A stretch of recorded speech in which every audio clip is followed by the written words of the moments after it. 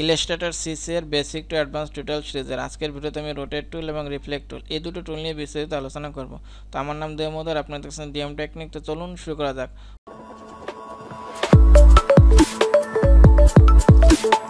প্রথমে রোটেট টুল নিয়ে আলোচনা করি, যার শর্টকাট কি হচ্ছে আর।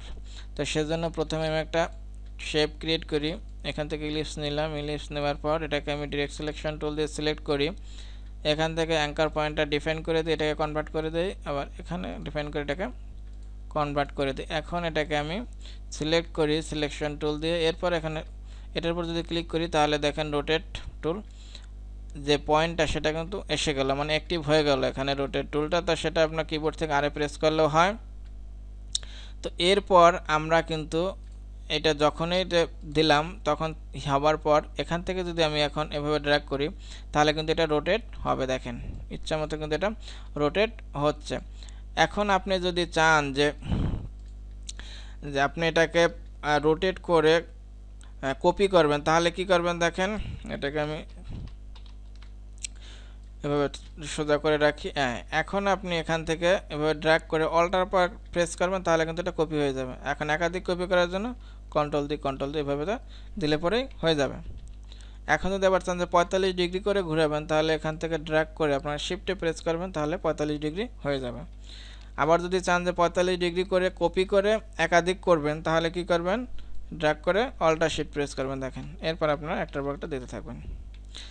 এই যে রোটেট করছে সেটা কিন্তু সবসময় এই পয়েন্টের উপর ডিপেন্ড করে। তো আমরা যদি এখানে ক্লিক করি পয়েন্ট এখানে চলে যাবে, ওইখান থেকে এটা কিন্তু ওই পয়েন্টের উপর ডিপেন্ড করে ঘুরবে। আবার এটা যদি বাইরে দেন তাহলে বাইরের উপর ডিপেন্ড করে ঘুরবে, সবসময় পয়েন্টের উপর ডিপেন্ড করে ঘোরে আর কি।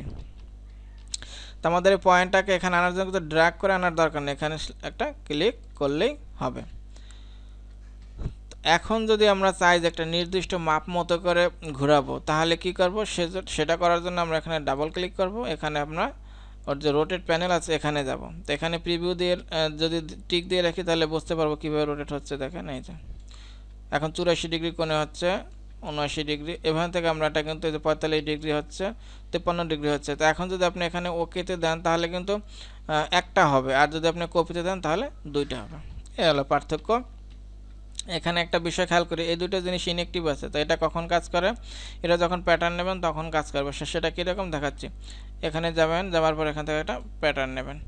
এখন আপনি এটার উপর ডাবল ক্লিক করেন, এখন দেখেন যেটা অ্যাক্টিভ হয়ে গেছে। যখন ট্রান্সফর্ম অবজেক্ট দেবো তখন পুরো অবজেক্টটা রোটেট হবে, আর যখন এই যে প্যাটার্ন দেবো তখন দেখেন এই যে প্যাটার্নটা কিন্তু আপনার রোটেট করতেছে। তো এটা হলো আপনার এটার কাজ।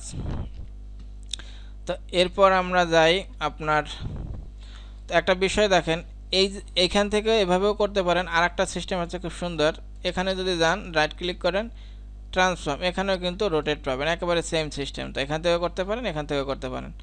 তো এরপর আমি যাব আপনার রিফ্লেক্ট টুল, যার শর্টকাট কি হচ্ছে ও। তো এখান থেকে আমরা রিফ্লেক্ট টুল দেখানোর জন্য এখান থেকে একটু এটাকে একটা মডিফাই করি শেপটাকে। দেখেন তো সেটা করার জন্য আমি এখান থেকে একটা রেক্টেঙ্গেল নেই। এখন এটা থেকে অবজেক্ট যায়, এখান থেকে পাতে গিয়ে ডিভাইড অবজেক্ট বিলো। তো এটা দিয়ে আমি কি করলাম, এটাকে আমি কেটে ফেললাম। তো এই যে কাটলাম, এই কাটার সিস্টেমটা কিন্তু এখানে যে ভিডিও দিয়েছি আগে একটা ইরেজার টুল, সিজার টুল, স্ন্যাপ টুল, সেখানে দেখিয়েছি, আপনারা দেখে নেবেন। তো এখন আমি এটাকে সিলেকশন করি, সিলেকশন করার পর আমরা এখান থেকে রিফ্লেক্ট টুলে ক্লিক করি। এখন এটা যদি আমরা ধরেন এই তো এটা ধরেন এখানে রাখলাম, এখন যদি এখানে ক্লিক করি দেখেন ঘুরে গেল। তো এখানে রেখে ঘুরাতে গেলে অত সুন্দর হয় না। এখানে না গিয়ে আমরা কি করব, দেখেন প্রথমে সিলেকশন করব, দেন এখানে গিয়ে আমরা রিফ্লেক্টে যাব। এইখানে যে প্যানেলটা আসছে এটা কিন্তু আপনার এখান থেকেও আসবে, তো সেটা আমি দেখাচ্ছি। এখন এখান থেকে আমরা দেখেন এই যে অ্যাঙ্গেল বাড়াইতে কমাতে পারবো। আর এই যে এই অপশন যেটা কিন্তু আপনার প্যাটার্ন নিলে এটা একটিভাবে একটুকে দেখিয়েছে, সেটার জন্য দেখাবো না। এখান থেকে হরিজন্টাল দিলে হরিজন্টাল হবে, ভার্টিক্যাল দিলে ভার্টিক্যাল হবে। এরপর আপনি প্রিভিউ দেওয়া অবস্থায় কপি করবেন। এখন এটাকে আপনারা শিফট প্রেস করে ড্র্যাগ করবেন। শিফট প্রেস করলে কি হয়, এটা কিন্তু সোজা থাকে। এ দেখেন কত সুন্দর রিফ্লেক্ট হয়ে গেল। এই প্যানেলটা আপনার এখানে ক্লিক করলে কিন্তু এসে যাবে। এখন রিফ্লেক্ট টুলটা কখন বেশি কাজে লাগে সেটা নিয়ে একটু আলোচনা করি। তার জন্য আমি প্রথমে একটা গাইড আনতে হবে আর কি। তো এখান থেকে আমি একটা রুলার আনি। যে ডিজাইনগুলো আপনার ডান সাইড আর বাম সাইড মানে দুই সাইড একই টাইপের থাকে সেই ক্ষেত্রে এটা বেশি কাজে লাগে। তো সেটা কেমন দেখাই, দেখেন আমি পেন টুল নেই, এখান থেকে আমি একটা হার্ট ক্রিয়েট করি।